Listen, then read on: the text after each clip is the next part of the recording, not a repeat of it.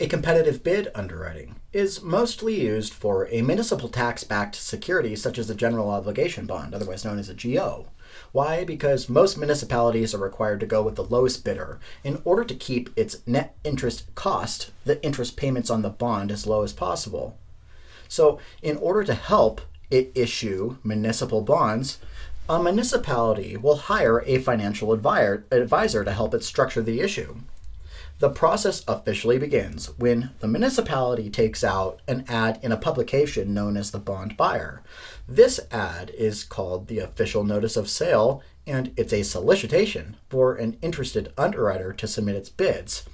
So what information is contained in the official notice of sale? It will contain the type of bond offering, the total dollar amount of the offering, the type of maturity that the bond has. If it's a municipal GO bond, it will be either a serial maturity or a split maturity, which is a combined term in serial maturity. It will contain the amount of good faith check. This is the amount of money set by the municipality that the interested underwriter must submit with the bid.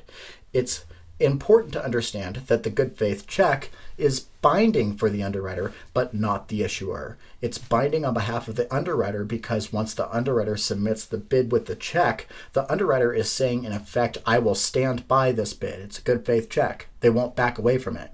If the underwriter does back away, the municipality gets to keep the check. The ad will also contain the name of the bond counsel, also called the bond attorney.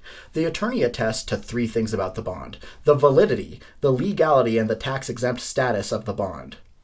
The bond attorney issues one of two types of legal opinions, either an unqualified legal opinion or a qualified legal opinion. It's important to understand the distinction between the a qualified legal opinion and an unqualified legal opinion. A qualified legal opinion means that the underwriter has found problems with the issue.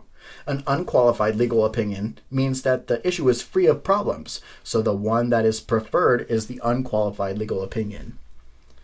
The ad will also contain the dated date. The dated date is the date that is the first date that a bond will begin accruing interest.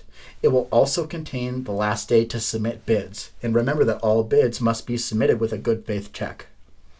All of this information is contained in the official notice of sale, and an interested underwriter would look at this information and begin formulating the bid.